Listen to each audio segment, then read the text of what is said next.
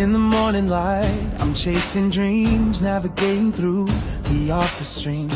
Deadlines looming, emails piling high, wondering if I'm reaching for the sky or just passing by. The world outside, it's a swirling storm, chaos in the streets, a daily norm. But inside my mind, I'm seeking peace, a way to balance, a moment to seize.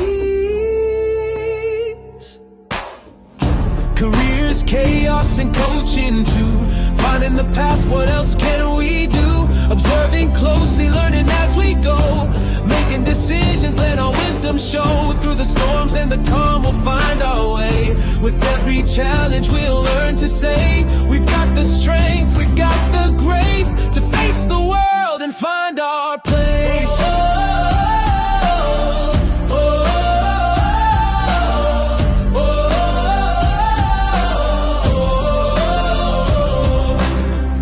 Upon meetings, voices in my head, strategies and plans, where do they lead instead? I take a breath, step back to see the bigger picture, what's meant to be. Coaching sessions, a guiding light, helping me focus, setting things right. With every word, a new perspective gained. In the game of life, it's not about the pain. Careers, chaos, and coaching too. Finding the path, what else can we do? Observing closely, learning as we go. Making decisions, let our wisdom show. Through the storms and the calm, we'll find our way. With every challenge, we'll learn to say, we've got the strength, we've got the grace to face the world and find our place.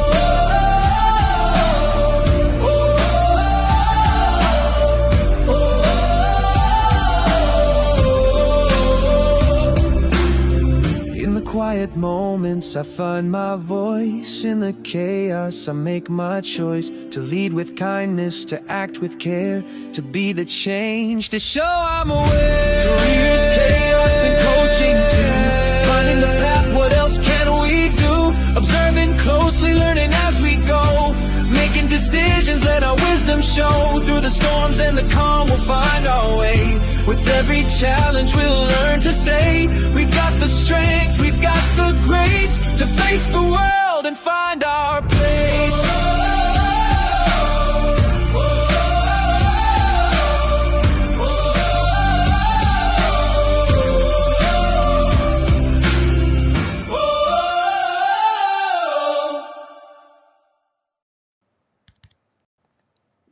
Hello, everyone. Good morning, and welcome to another Careers, Chaos, and Coaching.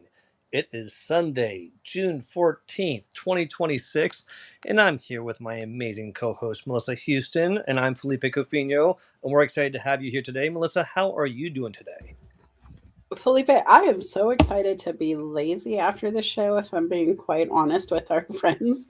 But it's going to be hot. I'm under a heat advisory in the Pacific Northwest, which means a grand total of 85, 90 degrees outside, which is silly to say when you're on the ocean, right? Like heat advisory by the ocean, 85, 90 degrees. It sounds like a time to go hang out. So going to take a little nap after the show maybe, and then go and play outside. What are you doing today after the show?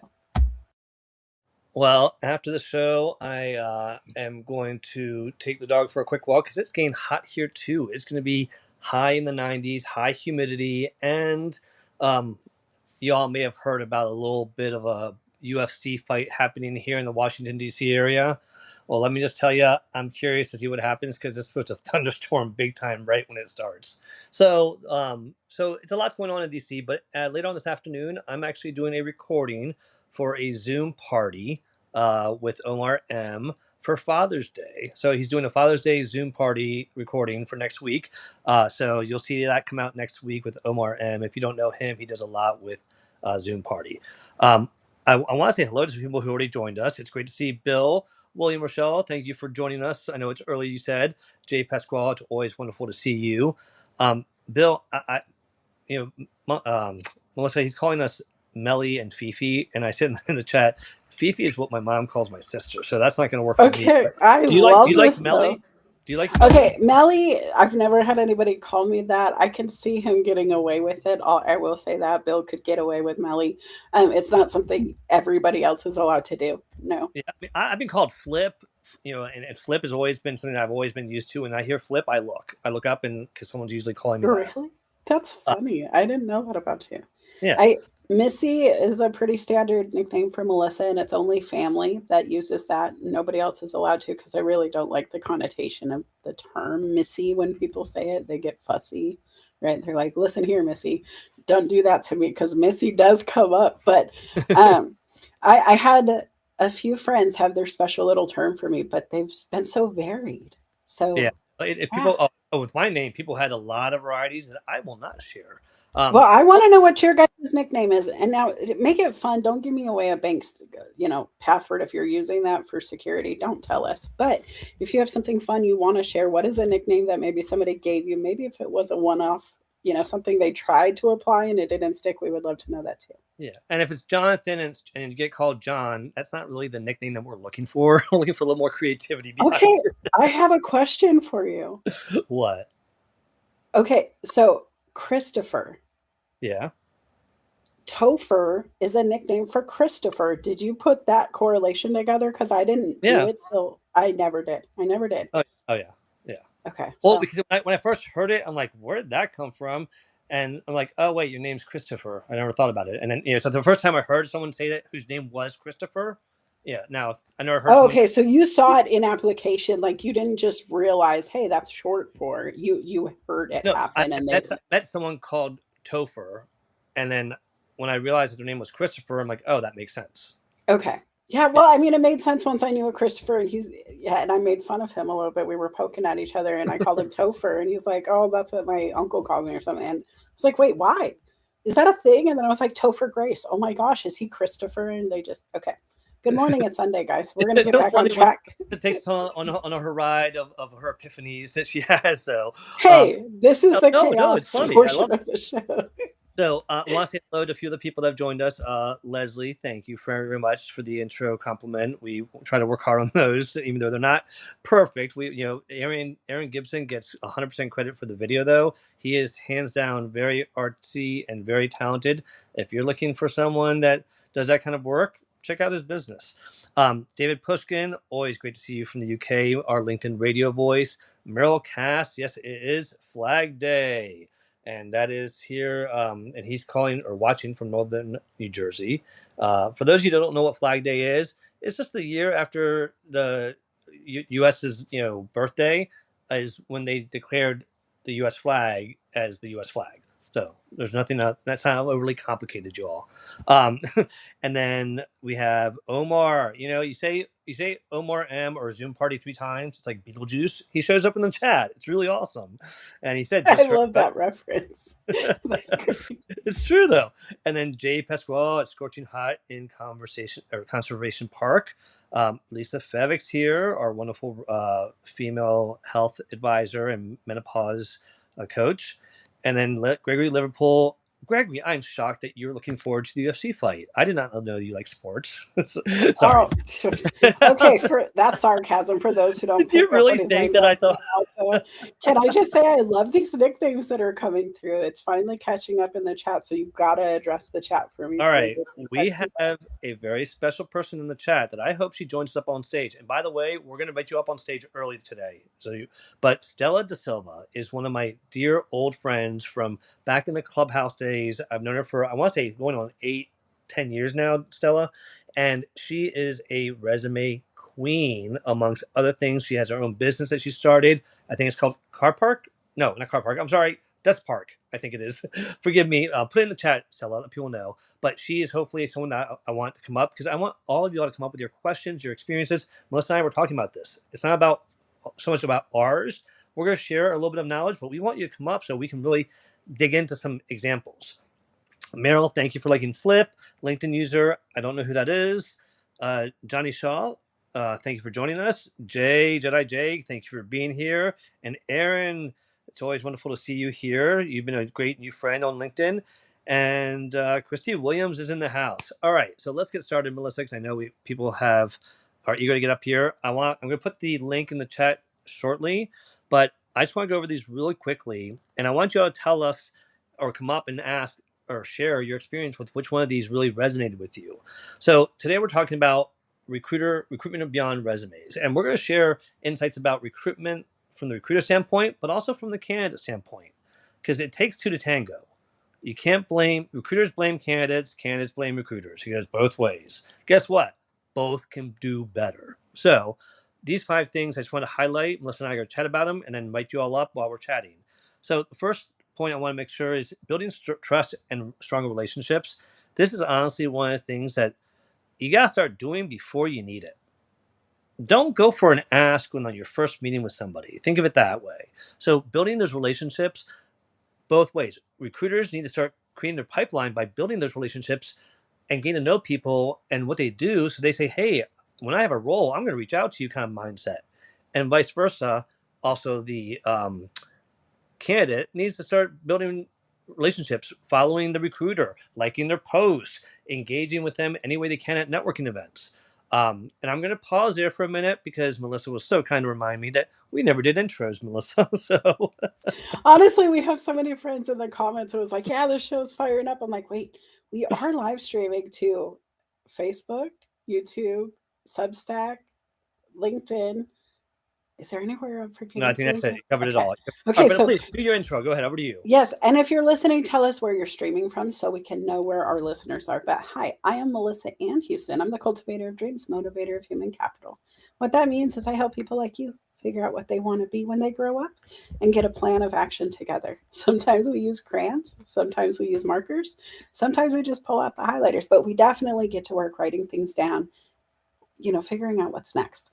I personally have been a certified staffing professional. I've worked in a recruitment firm. I helped build the second location in a new city and really get it off the ground. And so I have built businesses from scratch, but also recruited in my time, run enough businesses to be part of the recruitment process without wearing the recruitment hat directly, which I love that we're going to cover that today. And then I've been a consultant and coach since 2015. I was self-sustaining that way for 10 years until I went back into somebody else's business to run a motorcycle shop, which is just a fun fact about me.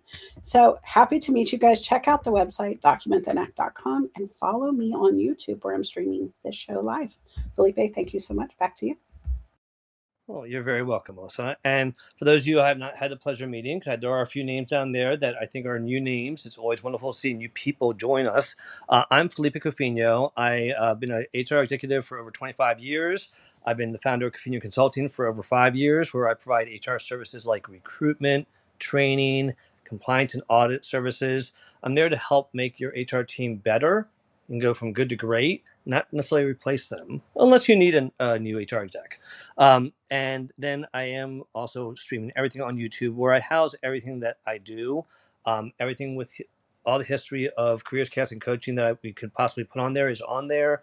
I also do my other shows because I am lucky enough to be a LinkedIn top voice, and I don't take that lightly, but I do provide as much relevant and accurate content to make sure that you are getting value from those shows. And I do a show with Savannah Jetty on Monday, every other Monday, called the Workplace Wellness Hour at 8 p.m. every other Monday Eastern. And then I also do the Social Saturday Chat every Saturday with the Social Saturday Chat team. Those all you can find on YouTube, as well as some other videos that I'm not going to go into right now. Well, except for one, I am going to talk about the wonderful book that I published, and I'm international bestselling of Miranda Mack's children's book. I'm mentioning this because the second book is going to be on the shelves hopefully in about a month from now. Which is very exciting because that's about the 1 year anniversary. It's available ebook and in paperback, but it also comes with a video and a free coloring book once you buy it. But here's the other kicker, Melissa, that I didn't tell you. I got invited to read this book to children here in our county, and I'm reading it at a Michael's Arts and Crafts store. I love So guys, I'm a big fan of this book. I was very lucky to know Felipe before he started writing it and to be able to just like watch him do this. I love the fun of it all. I love the way he's capturing his family, storytelling in this, but really just also I worked with Felipe with Wakabumi, right? We co-led a team together, and just seeing his passion for youth is incredible. And so I love that you get to do this. I am still so inspired to write my own book one day, but I think I'm going to be the main character. And I just wanted to let you know, I hadn't told you this yet, but I really want to talk about that little girl who climbed the tree into the tree house to read her books and write her little notes and do her things. But guys, if you haven't read this book, if you haven't bought it yet, go find it, because it lives on my shelf in my living room right next to my desk. And I definitely have read it to my daughter at 17 years old. So there's Well, no age that doesn't work. and I had to say thank you to you, because you have a living footprint in this book forever, because Melissa had shared a few ideas. One of the big ideas you see on every page is the little images of the leaves or the nuts or the things that they talk about in the book that are along the bottom of the page that just accent and bring it to a little more to life. That was just one example of how she added to that book. So thank you for that. That was just a little glitter. I was like, hey, I just want to see the acorns you're talking about. Let them fall all over the place. All right, But honestly, let's do it. Let's do it. Are you guys ready to talk recruiting? Say heck yes if you are in the comments. I love where everybody's coming from. It's everywhere. It is. All right. So I'm going to go ahead and, what did I just do? I just messed this up here. Let me see if I can fix this here. There we go. And take that off. All right. So now let's get back to the topics here. I am going to put the link in the chat shortly. But I talked about building trust and relationships early on both sides. Also, recruiting is a sales process. I want you all to realize recruiters, they are overwhelmed. They are not dealing with just one role. The role that you applied for is not the only one they're recruiting for. They probably have anywhere from 10 to 15 other ones that they're probably recruiting for. Maybe if they're lucky, only 5. But they have to manage a lot. They also have to sell you on the place. If a recruiter's not selling you on the place, they're not doing the best job they could, because you want to sell someone that can sell. And that's why a recruiter has a lot of talents. They have sales experience. They have branding experience. They have to have relationship management experience. But let's put it on the flip side. You got to sell yourself to them. Why should they hire you? You got to have your brand and what you value matter to you. And building relationships early on, like I mentioned, that's a huge thing. Third thing is, I already mentioned this one, so I'll skip over it quickly. Build relationships before you need them. Don't go for the ask when you meet somebody for the first time. Get to know them. Let them get to know you. Avoid common mistakes like ghosting. You don't know when that's going to come back and bite you. Don't over spam. Don't over apply. The systems have history of you applying. If you applied to every single job in the entire company, you're going to show up and be like, this person doesn't know what they want. But also, don't apply for every single job that you see either. Look at jobs that actually matter and make sense to you. And then last thing, stay visible and add value. Commenting on their posts, engaging with them at networking events that you know they're going to be at, supporting the company's post. These are just, again, things that a recruiter should do that for people that they're trying to recruit. If I see somebody like Melissa and I want to hire somebody like her as a coach, I'm going to start following her on LinkedIn and start commenting on her posts as a recruiter to get to know her and connect with her. That's what I do. And then I DM them. If they're local, I invite them to coffee. If they're not local, I invite them to a virtual coffee. I'm trying to build that relationship, sell the company, and build a connection that actually works for both sides. So I'm going to stop there, because I literally am somebody who wears both hats. And so it's something that it's like an internal battle with me, but I see the value of both sides. I'm going to put the link in there while Melissa shares her wonderful insights on these and anything else she wants to add.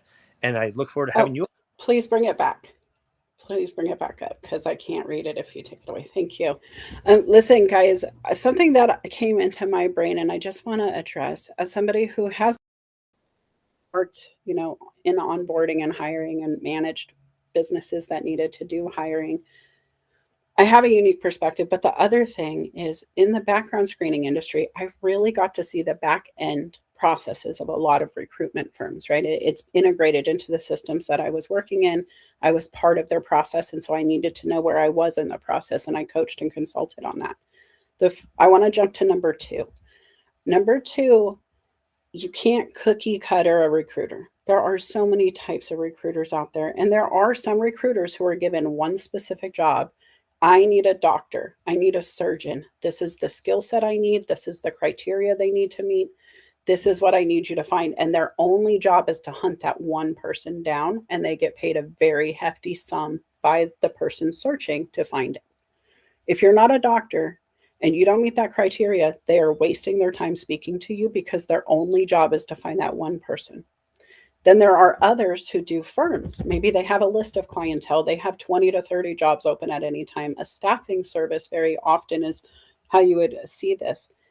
They would have more options for you. Sometimes they allow you to apply just with them and they fit you to the jobs they have. Sometimes they're also recruiting for companies with set criteria and they can't just put anybody in place. There are so many ways that recruiting happens. There are even firms that charge you to find your job, whereas I always charge the client to find the people.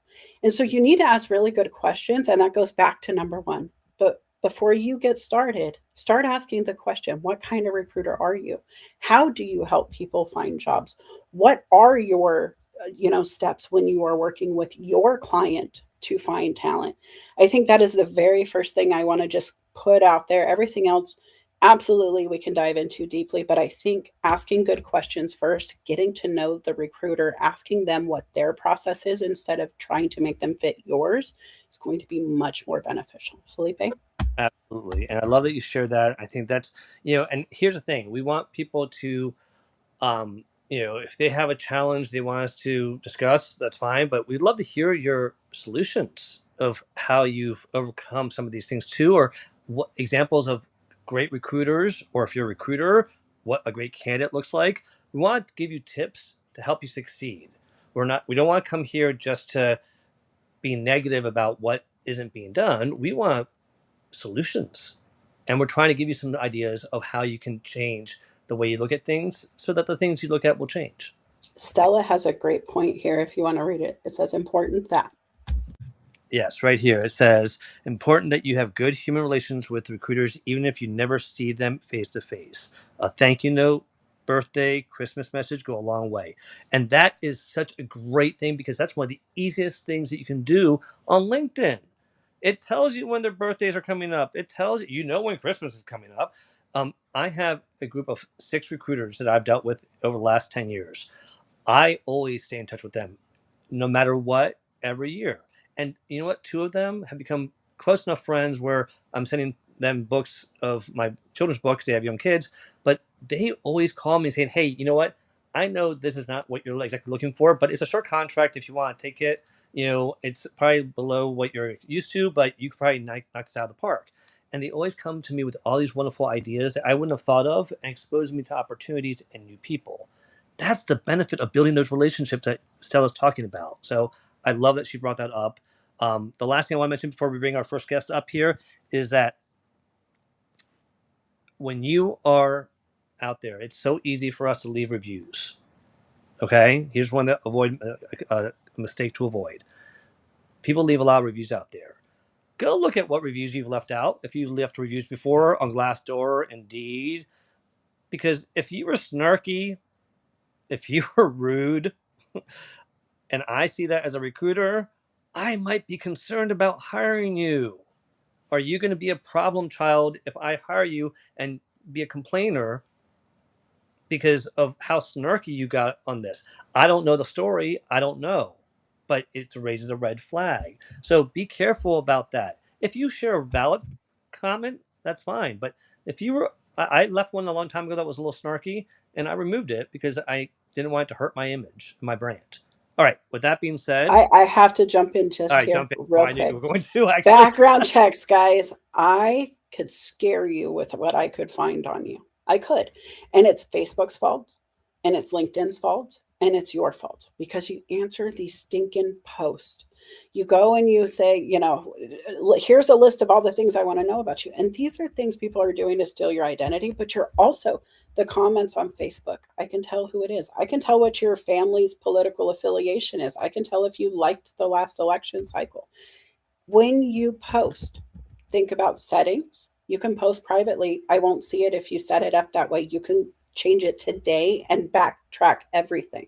You can turn everything you've ever posted into friend setting only, except on those Google reviews, like he said. But have a special email just for jobs.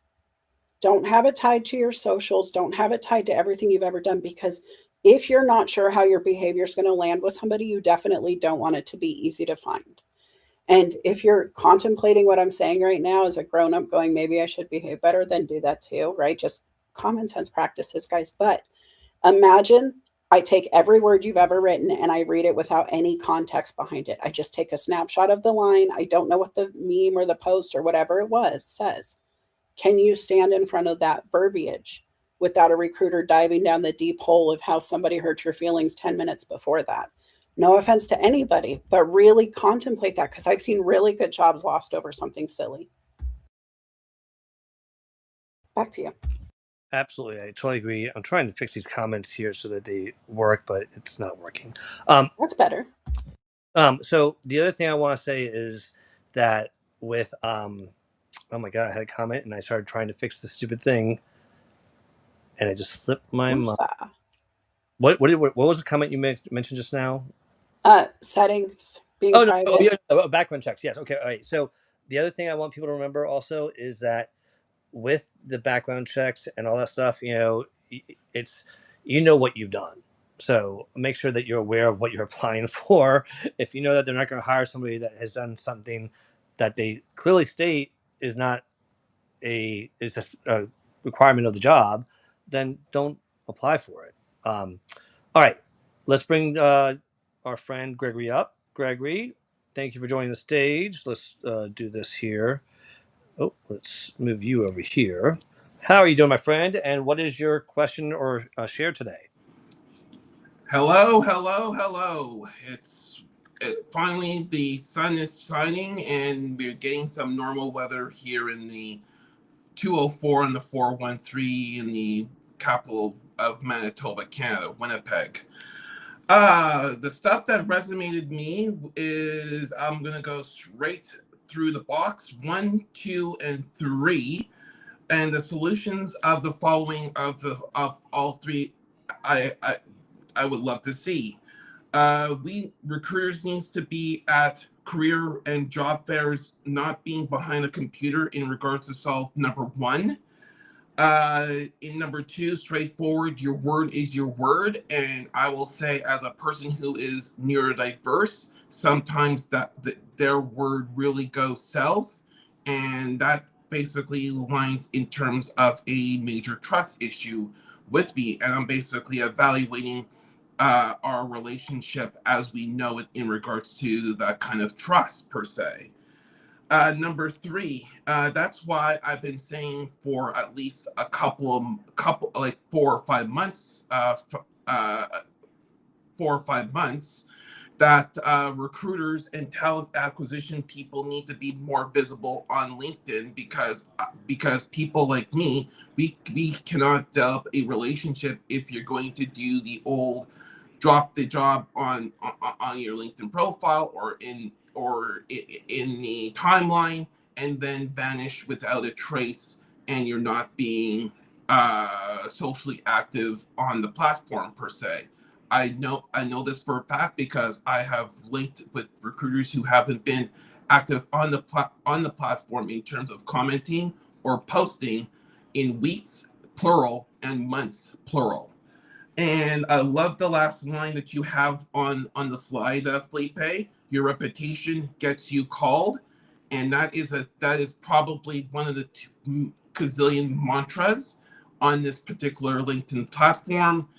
That your reputation, if you have a bad reputation, even as a recruiter or talent acquisition professional, that you could get eaten for breakfast, lunch, and dinner in that type of ramification. And in terms of the birthdays and stuff that you said, Felipe, I will not know if someone is celebrating a birthday if they do not put that do not put that on their profile. That's the only way that job seekers could basically know if a recruiter or talent acquisition person is celebrating a birthday on this platform if it's on their particular profile du jour. So, and the reason why I bring up points number 1, 2, and 3, I will say this to you, Melissa and Felipe. I dropped two articles that everybody should be reading, including HR professionals, meaning recruiters and talent acquisition people, in the comments under G. You can call me G from Fort Worth, Dallas, Texas location frame in terms of her comment in regards to the efficacies of AI recruiting and the latest job seeker report by Jazz HR, which I'll put in a nutshell. Candidates are pressing pause because of lack of trust. And I basically sent it via DM to a person who is in the audience, Aaron. You know who I'm talking about, and he basically totally agreed with me on all the sentiments in regards to those two articles that everybody should be reading in terms of HR recruiting and talent acquisition personnel. Because to me, I said that this was going to come to a head 2 or 3 summers ago, and people were basically avoiding it like the plague. And this is, in the words of former Alabama head coach Nick Saban, this is where we're at right now. So I hate to say I told you so, but I told you so. Well, thank you. Have a nice day. So, Gregory, one thing that I think is always important is what you mentioned is reputation, and the reputation gets you the call. And actually, what does it say exactly? Let me bring it up here to make sure I quoted it right. Your reputation gets you called, yes. And so what I want people to remember is that how you show up, like Melissa mentioned, on social media. Melissa and I are very strategic on how we show up for every show, because we know that there might be a potential business client or recruiters. We're not looking to piss off the recruiters. We're not looking to piss off the people who are applying. We're looking to show both sides. So if Melissa and I are always sitting there bad-mouthing recruiters and always saying how bad they are, a recruiter is not really going to probably want to build a relationship with me as much because I'm being so negative.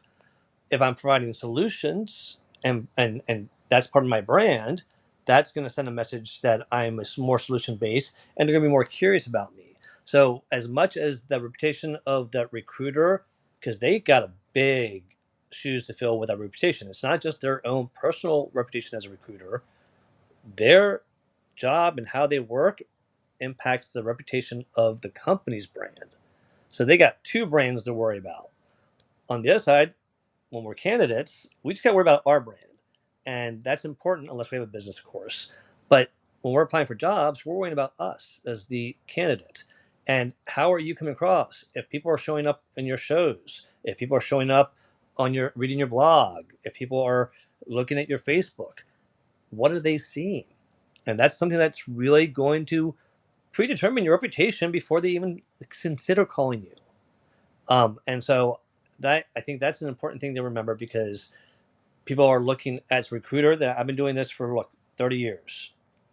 Recruitment has always been something that I've been hands-on in every job I've held, regardless if I was the recruitment manager or the VP of HR. I always did recruitment, partially because I enjoy it. It's one of my passions.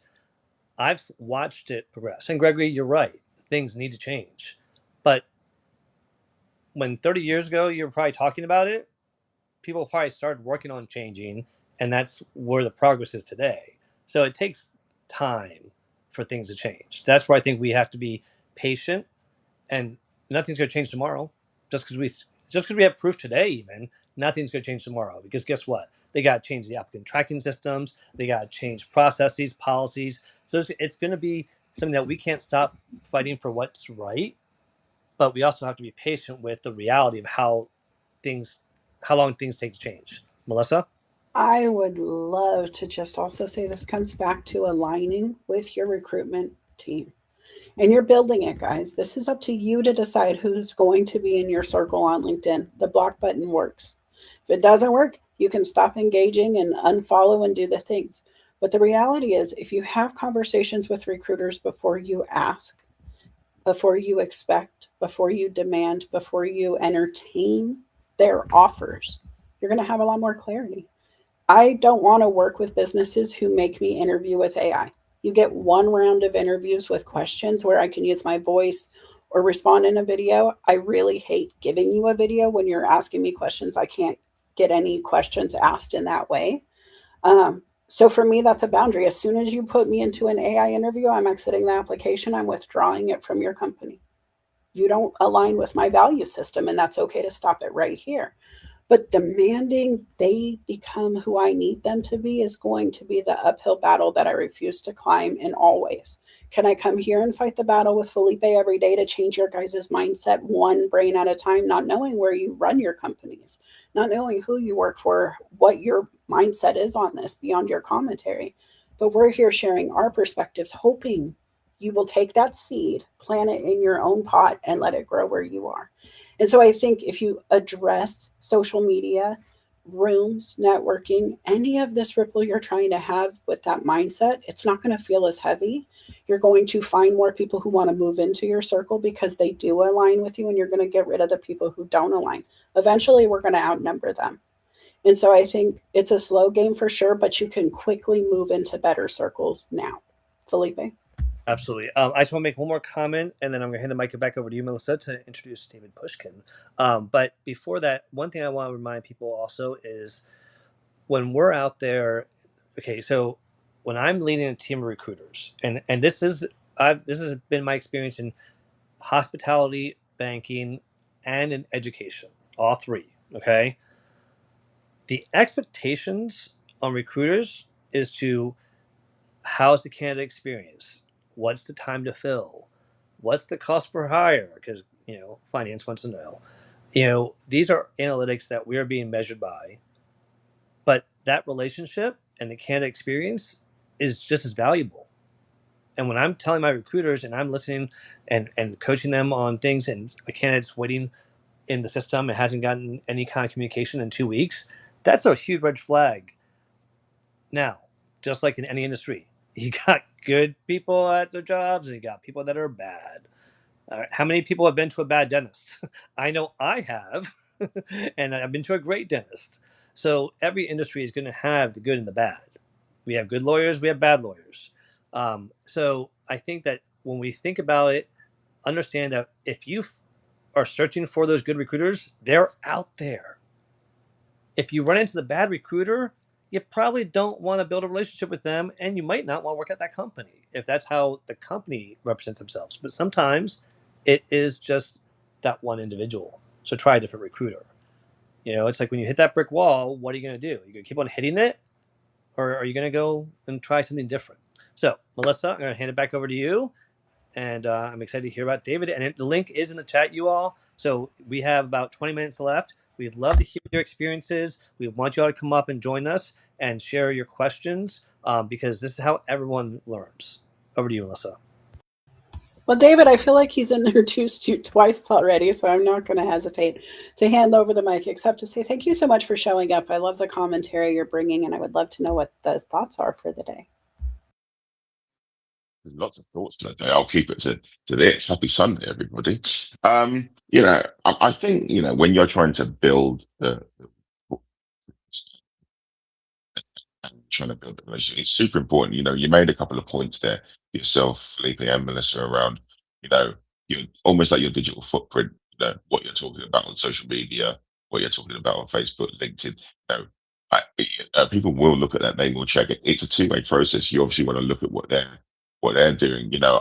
As I said in the chat, and I'd be interested to hear both of your thoughts on this, is, on doing your research on companies, either, looking at the company and maybe reaching out to somebody to say, what's the culture like there, or kind of doing your research on the person who potentially is going to be doing your recruitment or interviewing you. I had that happen when I was interviewing somebody. They were like, oh, it'd be so great to, work with somebody who was parking manager of the year. That would be so amazing. And we finished the interview. And, the people I was interviewing were like, oh my God, how did they know that? And I said, what was the guy's name? And they said, oh, it was this. I said, he literally looked at my LinkedIn profile 2 days ago.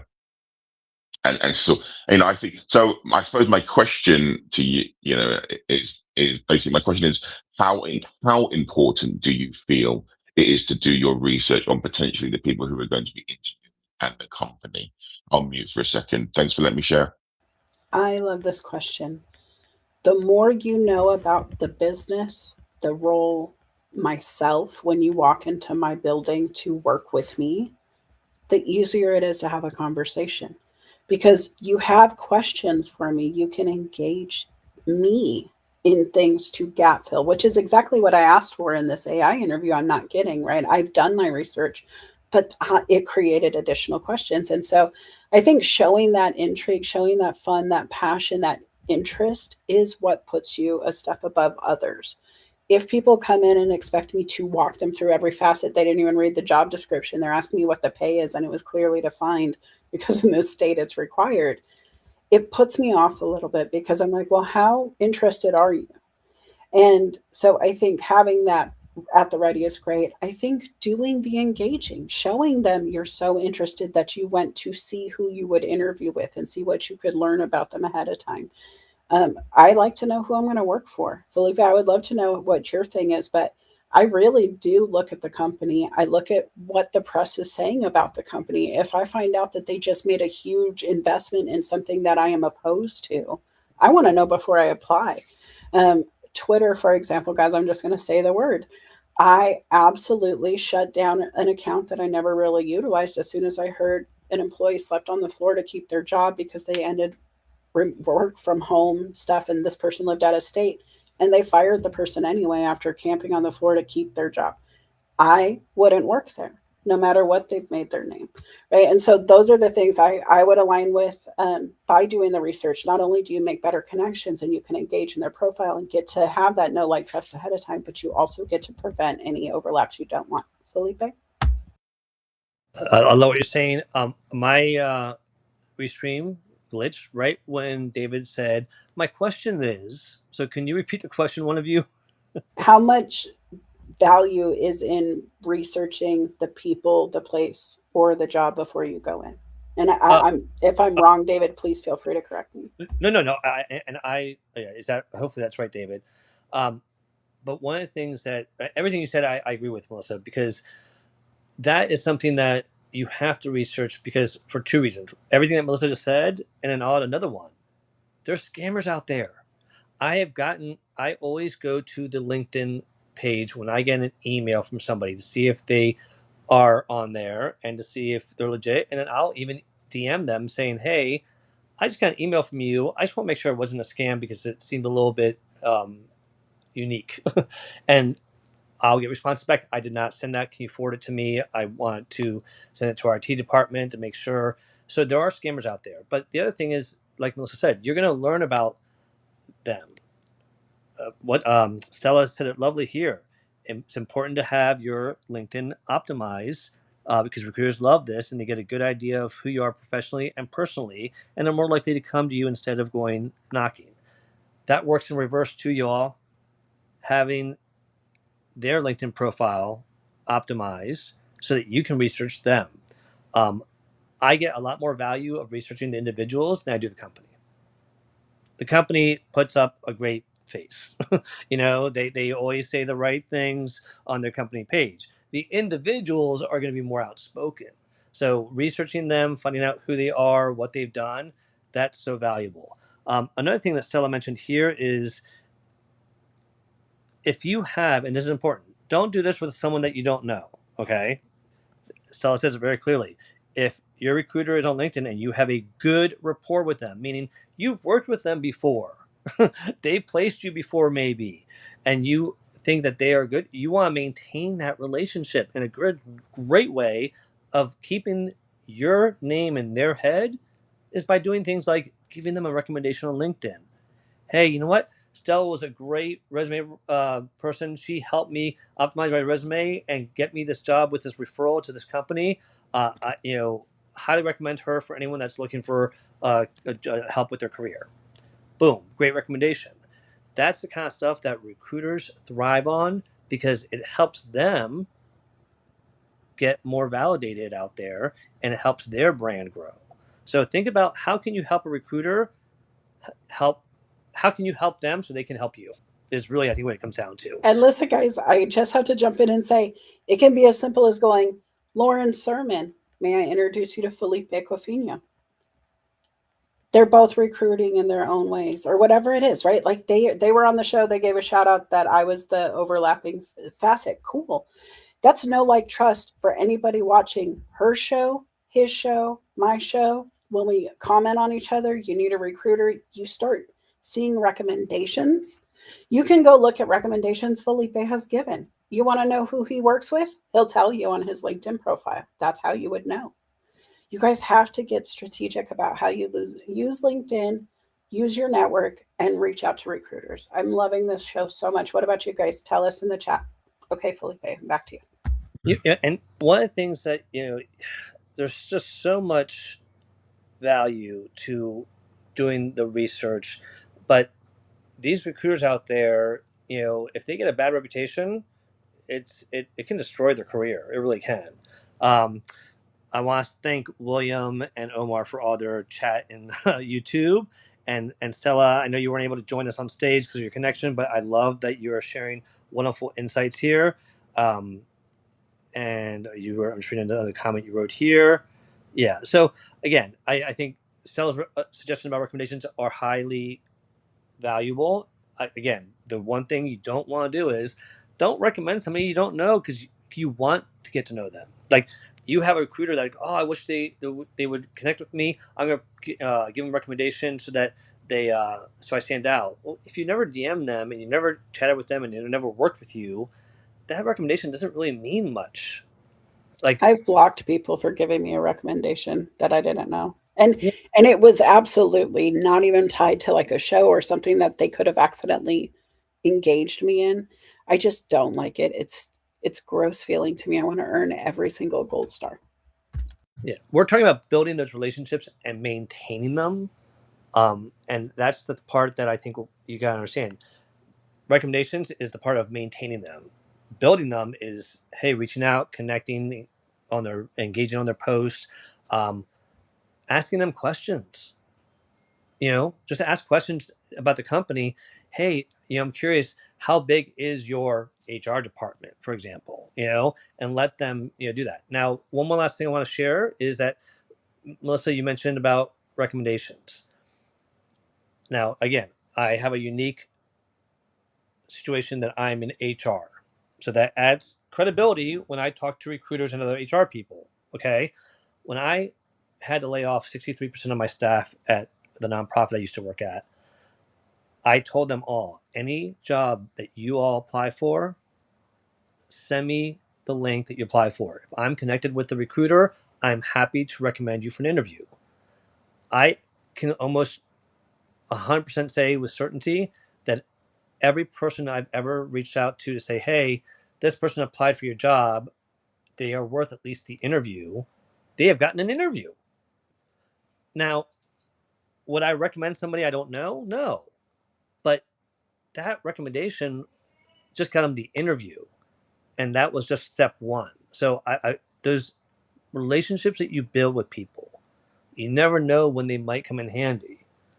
You might hate that recruiter, and you might love that recruiter, but guess what? That recruiter that you have a relationship with might introduce you to the recruiter of the job that you want today. Think about that. Houston, what other thoughts do you have about this? We had 10 minutes left, you all. Anyone else wants to come up, feel free to join us on stage. I'm looking at some of the comments here. Well, and let me share real quick before we do comments, because you asked and I have an answer. Something that I'm thinking is the network. When you're sitting on a stage with Felipe and I, for example, just to add some numbers between us, and that's just on one platform. Now, that doesn't mean I'm able to sit every single person I'm connected with, but the power of this platform on LinkedIn specifically is, if I'm connected and you want to be, it makes it easier for you because I am connected. It's an entryway. And so you only need to have there's only 3 connections on LinkedIn. So you only need to have one friend who knows somebody for you to know that person. And when you think of that from a recruitment standpoint, you get into a group of recruiters who have 5 to 10,000 connections each, who are very niche in their recruitment connections. Because truth is, if Felipe is recruiting and he doesn't have a role for me, but he knows I'm looking, he will absolutely send my resume to 5 friends who he knows are looking for a meet. If he can do that, if you can go and connect to his friends with or without his permission that way, because they're there in his comments on his shows, in his post, you guys can strategize this platform to your power, like your tool, make it yours to harness. And that's what it is. That's what it's always been. It used to be a white paper service. Now we have more fun doing it. But put your ask out on your profile. Make sure you have it featured. If you're active on LinkedIn, posting often, make sure your I am looking for work, here is my resume is featured on your profile. Make sure you're asking the recruiters what type of recruiting they're doing and what roles they tend to fill, because they may not hire for every kind of role. They may have one title they fill for. You have to do your research. And if you're not doing your research, don't blame the recruiter, because I promise you, you will get an eyebrow if you come to me and you haven't done the research of what I can help you do and you're expecting me to do more. I'm gonna really push back on you and go, why should I read your resume if you didn't read mine? Felipe? All right. Well, we have another guest here on stage. Let me bring her over here so you can see her better. We have Christine, and Christine, it's great to have you on stage. What's your experience or your question? Over to you. I just had a tip to keep it action oriented and positive, but what I do, and I'm sure a lot of people do, is just keep like a Brava, whatever folder for myself. And whenever I get a compliment or a massive thank you, I'm like, I always say, don't tell me, tell my boss. I force the person to tell my boss. And I also try to use that opportunity to say, would you mind writing a recommendation for me on LinkedIn? I will do that. And then my other advice is, when I left my last job, if whether you're leaving on your own or you're pushed out or laid off or whatever else, to ask people at that time, because sometimes you're still there for a little while and people want to know what they could do to help and whatever else. So just ask, because especially when somebody wants to know what they could do to help. That's an easy way for them to help. And I feel the same way, 100% the same way Melissa does. And when I left my last role, I got about 17 or 18 legit recommendations, like with specific examples of how I helped people or situation or one business or created an app, et cetera, et cetera. That's it. Well, I love those tips. I think those are great tips to, again, support your brand and reinforce it. Sometimes we got to be our own advocates because not everyone's going to advocate for us. And those recommendations are great. Thurman, it's great. Better late than never. We did talk about doing this before it's needed. That's been the main theme of the show is build these relationships, do these things before you need the job so that you already have that relationship when you go for the ask. And Bucky here says, can a strong recommendation from a trusted professional outweigh gaps in a candidate's resume? And where should recruiters draw the line? That's a Oh, could I answer that? yes, and I'll answer it after you. Go ahead. Okay. I had a job that was gifted to me, and I mean gifted, after one line from a recommendation I had. The person just said, "You're an idiot if you don't hire her." She was done answering questions. She was on a short time frame, and that was what he said was the deciding factor. She didn't have any more time for him. "You're an idiot if you don't hire her. I got to go." Click. So yes, I absolutely think so. Felipe, you? So yeah, it never can hurt because it will add value to, should I hire this person even though they have a gap? And to your specific question about the gap, what I've seen work the best and what makes me look past the gaps is when people explain what they do during the gap. For example, I don't care if you were taking care of a sick relative or if you were volunteering, if you were writing a book or going back to school. Give me something so that I don't fill that gap up with something worse, like you sitting in bed until noon and not doing anything all day, because that's what recruiters will do. They'll assume the worst. So fill those gaps with, what did you do to keep active? You got a certification maybe. There's always some activity you can show so that they can see that, okay, even though you had a gap, you stayed active while you were job searching. I And there's had a quick, I'm sorry, and then I'm going to go back in the all right. audience, but my Oh, organization, I oh, work for the Association for Supply Chain Management, and we sell, besides consulting to corporate companies, to individuals, we sell certifications, credentialed certifications, and also certificates and other learnings. And we have deep discounts. If anybody's okay. interested, I can send you the link. Christine, Like, so I'm trying. No, what I meant is for anybody that's looking for a job right now and is unemployed, an individual, we have very affordable types of things we can offer, discount codes and stuff to give back to the community. So I just wanted to put that out there. If somebody, Christine, can you hear it, me? Christine? yeah, Okay. sorry. Can you put that in the chat? Yeah, Thank you. yeah, Because I might have to come back we're and wrapping put up. that in the chat. Yeah. I will put it in maybe later because literally I'm about to hop in the Okay, that's fine. shower. But Not a thank problem. you. Not a problem. Do it when you have Okay. time. All right. Okay. All Very right. much. Thanks. All right. So I forgot what I was saying right now. So I think we're gonna wrap up right now. Do you remember what I was gonna say, Houston, by chance? You're on mute. Oh, Honestly, I know we had some comments here. Thurvis says he loves it, but I wanted to ask you, Felipe, if you had one recruiter that pops in your head when I say the best recruiter you've ever worked with, what is the reason they were the best? Not who they were, not what they did. Beyond, I mean, maybe it was their action, but what made them stand out in your mind? they knew me. They knew what was important to me. They knew what I was good at. They knew what I didn't want in a company or a boss. I'll give you an example. One of these recruiters, he does a lot of work around hospitality and finance. And there was this opportunity to be the head of HR for this hospitality organization, and it was exciting. It looked good. The commute was a little bit further than I liked, and that was fine. And I said, Jason, can you put me in for this one here? I think I definitely want to go for this one. He's like, I'll do it for you, but here's the background of what's going on in the company right now and what's happening with the CEO. And I don't know if that's something that you personally would enjoy, knowing you as much as I do. And once he told me, I'm like, oh, yeah, I want to avoid that mess. Thank you for sharing that with me. And that was something that recruiters aren't always going to do for you unless they trust you and know you, because they're working for that company too. The company's paying them. I'm not paying him. He's getting paid by the company. So for a recruiter to share that detailed information over the year, I've known this guy for 7 years now. He knows me well enough to know that he doesn't want to put someone in the job that's going to be unhappy, and he doesn't want the job to have someone that's unhappy. So it makes sense. Houston? I love what you said here because I really think it goes back to trust.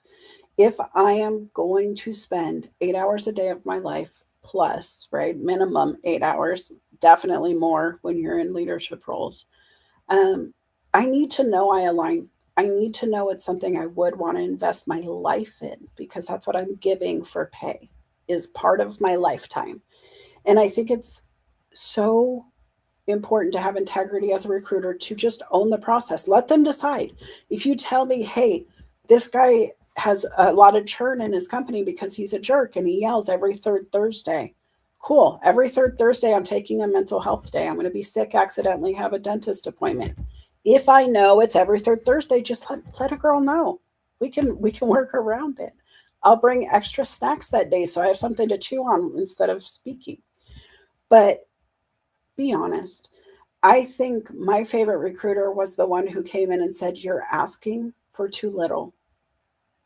Somebody who came in and didn't try to get the cheapest dollar for their client, but tried to get the best value for both parties and make it work for everybody.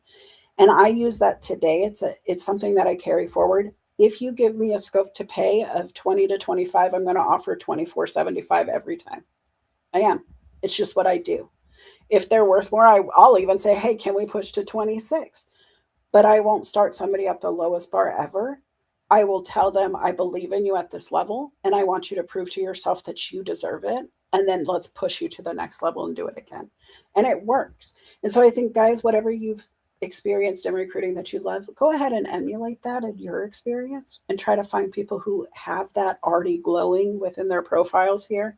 And then Felipe, going back to it, I think it's the gap, which I do want to address what Yeah, Stella said real quick. and Selena too, because Uh, Stella said if you first, let me show the comments here. Stella says that if you first or second role demonstrates your value or competency, the gap sometimes is irrelevant. They want you either way. But here's a very one I can relate to is from Selena. I feel like the gap thing denies good employees a chance. For example, the policy restriction of U.S. aid funding globally has led many people out of jobs and may take a while for someone to get a job. Hold on. So being denied work based on gaps is not fair. Now, when I mentioned earlier about the nonprofit that I worked for that I had to lay off 63% of the staff, it was due to the U.S. aid closure that the administration did. And hold on, can I defend your stance on this for you instead of you repeating it? Because I just want to finish my sentence. Sure. And so this is something that I think these gaps are such long gaps, because what people don't realize is that a lot of people that were doing the work for USAID have a lifetime of experience. They have degrees, master's degrees. They've spent tons of money and time studying for it, and all their experience is in this field that literally got wiped off of the US's plate. And nobody's hiring for these roles anymore in the US. And it's insane. And it's scary when someone says, hey, we don't need marketing ever again. Imagine if that happened. That would scare a lot of people who are in marketing. That's what happened to the people, the policymakers on that do work on international US aid type of work. And that's the stuff is when you have that, telling the story of USAID is important. And that's why I want to make people realize if you're dealing with a company that went completely under and laid off thousands of people or tens of thousands of people, let them know that that was a company you were at if it's not clear. Because sometimes people did contracts for USAID, but they worked for a different company. Selena, if you don't have USAID on your resume that you did work with them, that's got to be on there because people need to know that story. And then back to the other thing is, what did you do with that gap during that time? Besides look for a job, did you volunteer? Did you participate in other events? That's the stuff that they need to fill in the gaps so that they see that you were still active and out there doing the work. All right, Houston, sorry. Thank you for letting me speak. Go ahead. You covered it. We're good. I really had wanted to read this and defend your stance, but the truth is, guys, you're not going to get the conversation to tell them who it is unless you get the interview. What I was going to really talk about was Felipe says to do things in the gap. Yes, everybody's laid off. Yes, it's going to take a long time. But did you get a new certification in AI just to prove that you're still showing up for yourself every day? Are you networking? Are you doing events? Are you going out and volunteering like he said? Are you talking about it in a post so they know you're active? Because if Felipe is doing his research on Melissa Houston during my gap time, he sees every day that I'm out there doing something. I don't have to explain myself in the interview. So be active on LinkedIn. But it's not a unique situation. Every industry has a turn like this. Everybody remembers 2010. And when the market crashed back then, I know Arizona, 50% of my hometown closed down in 12 months. It was very much like COVID. We all lived through COVID. Now we're in another wave of, funding changing. This is not a new story. It's just a new filter. The answer is always the same. And Lauren Sermon says it best. Your network is your net worth, right? Or who was that? Somebody said that. I forget. Maybe it wasn't. She says, if I can't, my network can. But that's the truth. If you can't do it, then you should know somebody who can or know somebody who knows somebody. And this is the best platform to do it. Don't beat yourself up for being out of work. Yes, you're going to have to explain the gaps, but do something for yourself in that time. And I have no problem looking Felipe in his eye and going, I took a nap for 3 months. I played Sleeping Beauty. I'm rested. Put me to work. I have no problem saying that. Own your mental health time if that's what you did too. Hey, it was the first time I hadn't worked in 20 years. I took some time off and I cleaned my house. I organized my garage. I painted the porch. All of that is acceptable. Just be honest. The right people will find you, Felipe. And one last thing I want to share is, and Stella mentioned this earlier, she referenced when they looked at your optimized LinkedIn profile that they're learning about you personally and professionally. I have used this in both ways. As a recruiter, I'm sorry, if I see someone on LinkedIn and they're sharing about their dog, it's going to resonate with me because I love dogs. It doesn't mean that I'm going to like them more, but it's going to stand out to me because it's just, I'm human. I like dogs. Oh, Mike likes dogs. I'm going to remember Mike likes dogs for some reason. Also, as a candidate, it sounds like it's just going to sound like stalking. So let me say this ahead of time. It's not stalking, it's research. I will research the recruiters. I'll even go on their Instagram or Facebook if they're public. If I see that, oh, they love golf, or they love Washington, or they're from Spain, or anything that resonates with me, I might just drop that little fact during our interview and see if they say anything. Because if that makes me more memorable in the interview and makes me connect with them, then they might just be more curious about me and want to learn more. Just ask Felipe about his long-haired cooking videos on his YouTube channel that you should be following right now. You'd know Yeah, I about don't him. share that. But truthfully, listen, if you go stalk Felipe, and I'm going to call it stalking, I don't care. Just don't show up at his house. Don't be at his job. Please don't. Do it all over the internet. It's fine. And stay out of his DMs, because if you directly message, it's a little different. But go check out his channel. If I'm going to go hang out with Felipe, I can learn a lot about him. I can learn about his family and what he's passionate about, because he does show up. Felipe has had gap times between employment too, and he showed up on LinkedIn and kept doing the work and didn't slow down. I like to take breaks when I'm tired, but I also usually run 3-4 jobs at a time.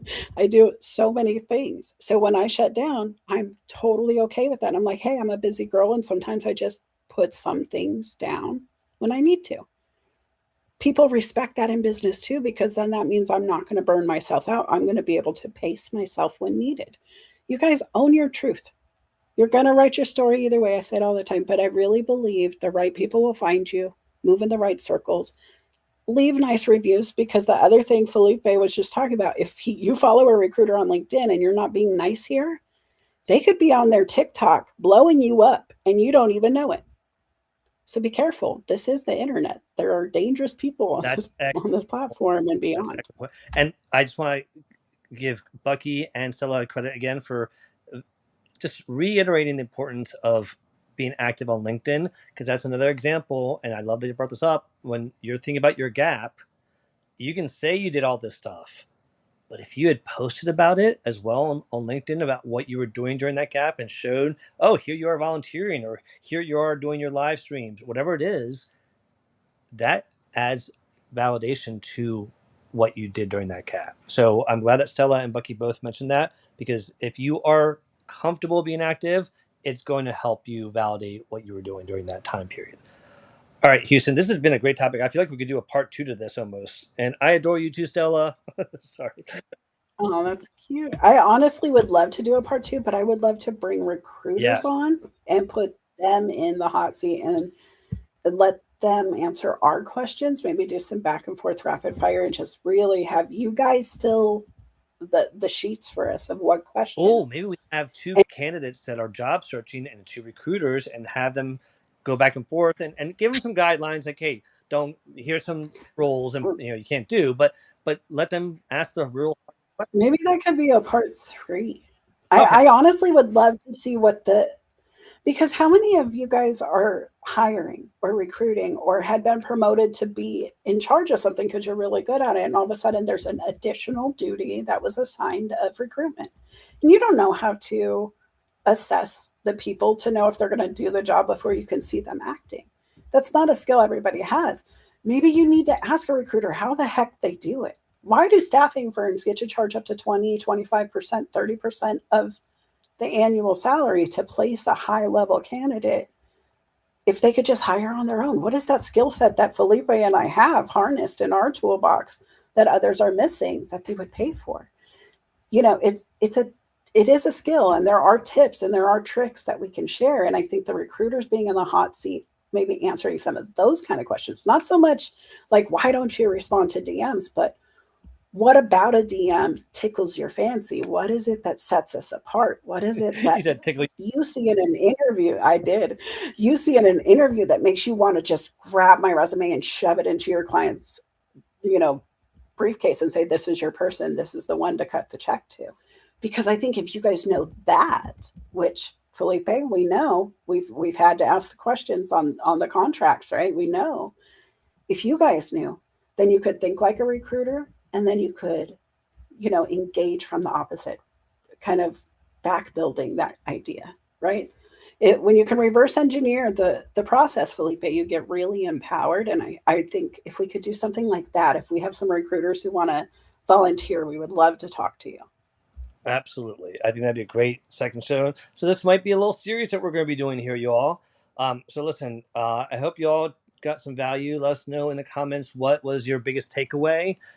We appreciate you. And Stella is somebody I'd love to have up here on stage with us in the future. So hopefully your connection will be better. David Pushkin loves the idea of a trilogy. So I had to giggle on that one. I love that too. Your chief encouragement officer. Felipe, Gregory, I just want to say, Greg, just go put in the search bar at the top of LinkedIn, #recruiter, #TA, because that's what those people who are on LinkedIn actively are using to identify themselves. There is a way to find them. You have to look for them. Felipe. Yeah, I mean, I engage with recruiters that are posting daily. So they're out there, Gregory. You just got to find them.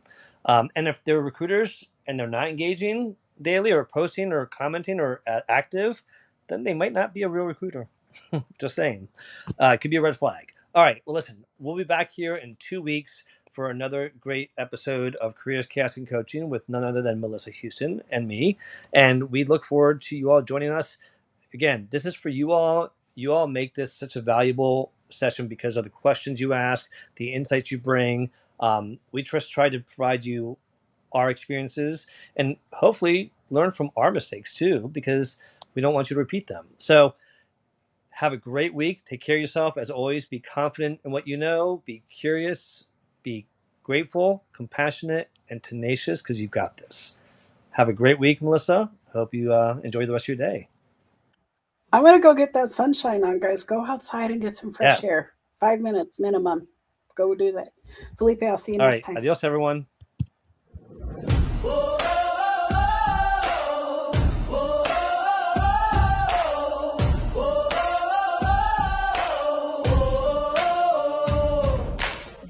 In the morning light, I'm chasing dreams, navigating through the office streams.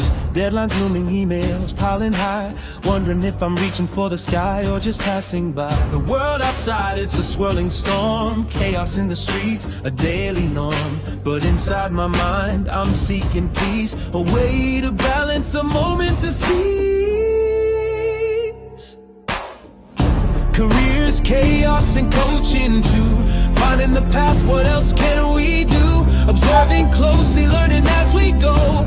Making decisions, let our wisdom show. Through the storms and the calm, we'll find our way. With every challenge, we'll learn to say, we've got the strength, we've got the grace to face the world and find our place.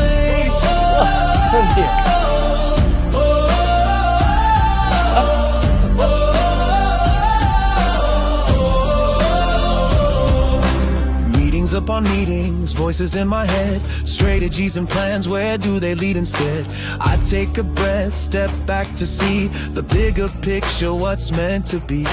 Coaching sessions, a guiding light, helping me focus, setting things right. With every word, a new perspective gained. In the game of life, it's not about the pain. Careers, chaos, and coaching too.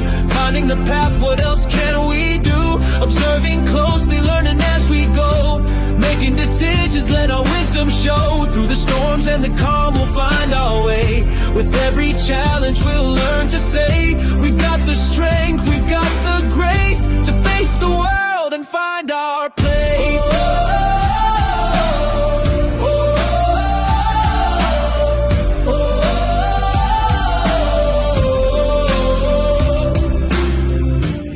quiet moments, I find my voice. In the chaos, I make my choice to lead with kindness, to act with care, to be the change, to show I'm aware. Careers, chaos, and coaching too. Finding the path, what else can we do? Observing closely, learning as we go. Making decisions, let our wisdom show. Through the storms and the calm, we'll find our way. With every challenge, we'll learn to say, we've got the strength, we've got the grace to face the world and find our place.